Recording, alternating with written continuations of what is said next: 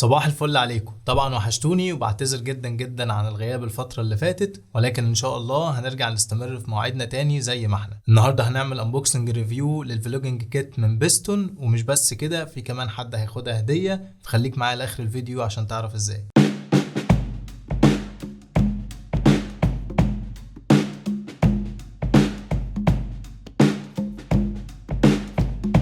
في البداية حابب اشارككم حاجة كده بعملها دايما بقالي كام سنة، وهو ان كل مرة وانا بروح بيبقى معايا فلوس فضة بحطها في ازازة بلاستيك، ومع الوقت الازازة دي بتتملي وببتدي ان انا افتحها واخد الفلوس اللي فيها الفضة دي واشتري بيها اي اكسسوارات او معدات للتصوير بما يناسب الفلوس اللي بتكون موجودة في الازازة. ولكن انا قررت ان المرة دي هنفتح الازازة دي مع بعض لايف، وهنجيب بالفلوس اللي فيها حاجة نكتشفها مع بعض، وكمان في حد ياخدها هدية في اخر الفيديو. فيلا بينا.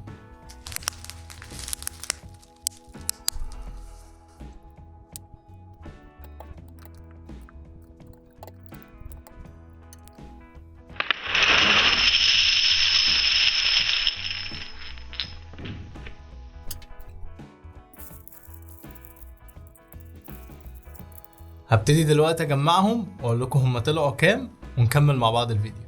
وطلعوا 814 جنيه. ودلوقتي ميعاد الانبوكسنج، فيلا بينا. اول حاجه الكيت بتيجي في علبه عليها صوره المنتج ومكتوب عليها سوبر ستار اسينشال فلوجينج كيت، وعليها لوجو بيستون ومكتوب محتوياتها 50 ليد لايت، 3 كولر ديفيوزرز، ميكروفون، ترايبود ويز ريموت، براكت وسمارت فون اند اكشن كاميرا ماونت. الجنب التاني عليه نفس الحاجة. الجنب التالت عليه صور لأفكار استخدامات للمنتج وشوية تفاصيل عن إمكانياته هنعرفها مع بعض. رابع جنب مكتوب عليه إنها للأكشن كاميرا والسمارت فون والدي اس ال ار والميرورلس كاميرا، وزي ما احنا شايفين إن هو موضح لك كل حاجة بصورة للحاجات دي. من تحت مفيش أي حاجة خالص، ومن فوق مكتوب عليه سوبر ستار اسينشال فلوجينج كيت. هنفتح مع بعض العلبة وهنلاقي موجود مانوال التعليمات، وهنعرف كل حاجة موجودة فيه مع بعض دلوقتي. بنلاقي الكيت متقسمة، كل جزء موجود في مكان خاص بيه لوحده. البراكت والهيد لايت، الهوت شو، كابل يو اس بي، 3 ديفيوزر ابيض واورنج وازرق، ميكروفون، حجارة ليثيوم، واخيرا ميني ترايبود معاه بول هيد، وبيجي مدمج فيه ريموت بلوتوث سهل جدا انك تقدر تستخدمه وتشغله على الموبايل بتاعك.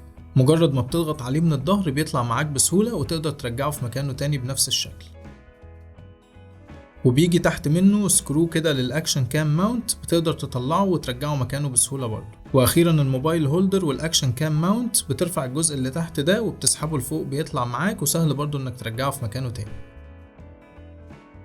طبعا كل حاجة من دول ليها استخدام لوحدها، ولكن مع بعض بتقدر توفر لك مميزات كتير جدا. فهنبتدي دلوقتي نتعرف على الحاجات دي ونجمع الكيت كاملة مع بعض واحنا بنعمل ده. اول حاجة هو الهيد لايت، والهيد لايت بيجي بحجم صغير جدا تقدر تستخدمه ككشاف خاص ليك في حاجات تانية، وكمان بيجي بمدخل مايكرو يو اس بي للشحن، وهو بيجي بماونت ادابتور تقدر تركبه في كل معدات التصوير تقريبا زي الترايبودز وغيرها، وعلشان كده موجود الهوت شو دي. واخيرا في الجنب كده في زرار التشغيل، مجرد ما بتضغط عليه تقريبا 3 ثواني بيشتغل، وهو الاضاءة بتاعته حادة جدا علشان كده بيجي معاه ديفيوزر ابيض علشان يقلل من حدة الضوء، وكمان ازرق وبرتقاني لو حابب تدي لوك للفيديو او الصور بتاعتك. ولو حابب تقفله نفس الوضع بتضغط عليه برضو 3 ثواني لحد ما يقفل.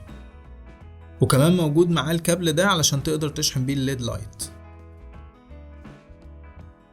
تاني حاجة هي المايك، والمايك بيجي من انواع الشوت جان ولكنه صغير نسبيا وبيشتغل ببطاريات ليثيوم 3 فولت. بنفتح الباب ده وبندخلها وبنقفله تاني، وانا لقيتها موجودة في محلات الاجهزة في وسط البلد في القاهرة واسكندرية، ولقيتها بسهولة فمش هتدور عليها كتير. وفي العادي اللمبة اللي تحت دي مش بتنور الا لما تحول على وضع الكاميرا، وده مهم جدا انك تخلي بالك قبل ما تستخدمه وانت بتصور بالكاميرا ولا بالموبايل. وهنعمل له تيست مع بعض كمان شوية ونشوف الصوت اللي هيطلع معانا. والمايك مدمج فيه هوت شو علشان تقدر تركبه على الكاميرا دايركت، وكمان فيه سكرو ادابتور من تحت عشان تقدر تستخدمه على حاجات تانية زي الميني ترايبود دايركت مثلا. بعد كده عندنا الميني ترايبود اللي بيجي بارتفاعين مناسبين جدا لقوة تحمله، وعشان تقدر تغير ما بين الارتفاعين دول بتلف البكرة دي يمين او شمال.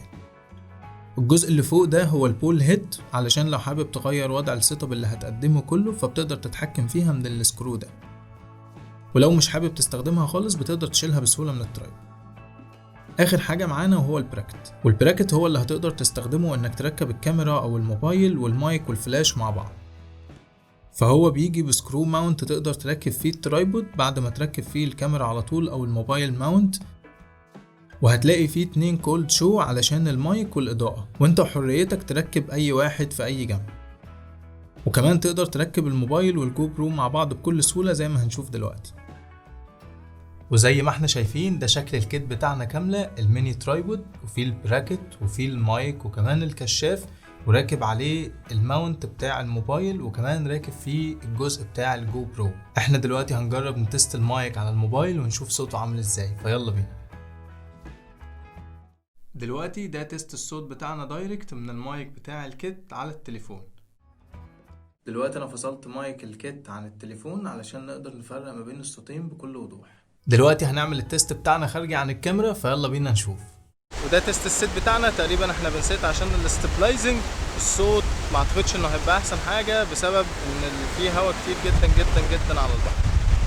وزي ما شفنا مع بعض كما خالف توقعاتي ان المايك كان كويس جدا جدا على البحر، حتى لو كان فيه صوت هواء موجود مع ان ما فيهوش اي ديد كات او ويند فلتر على المايك. وكمان مقدار الثبات بتاع الكاميرا على الكيت كان كويس جدا، وبالذات ان انا ما كنتش مستخدم اي ايمج ستابلايزيشن مع الكاميرا خالص. وبالمناسبة التصوير كان متصور بكانون 700 دي بالكيت لينس بتاعتها 1855.